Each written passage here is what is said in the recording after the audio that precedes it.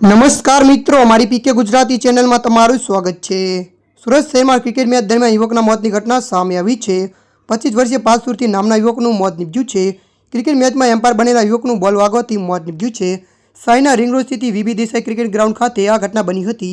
એક ઝડપી બોલ છાતીમાં વાગતા યુવક ઢળી પડ્યો હતો।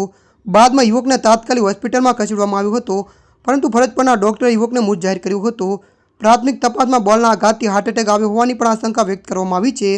મહત્વનું છે કે મૃતક યુવક સ્કૂલમાં પીટી શિક્ષક તરીકે ફરજ બજાવતો હતો। સમગ્ર બનાવને લઈ પરિવારજનો પર આફતના વાદળો ઘેરાયા છે। ગામમાં શોકનું મોજું ફરી વળ્યું છે। તેમ ક્રિકેટ ગ્રાઉન્ડ પર સન્નાટો વ્યાપી જવા પામ્યો છે।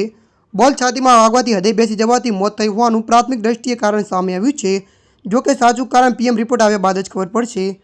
ત્યારે મિત્રો, હાલ માટે આટલું। મળીશું નવી અપડેટ સાથે। જો તમને અમારો વિડીયો પસંદ આવે, લાઇક, શેર અને સબસ્ક્રાઈબ કરી નાખજો। ધન્યવાદ।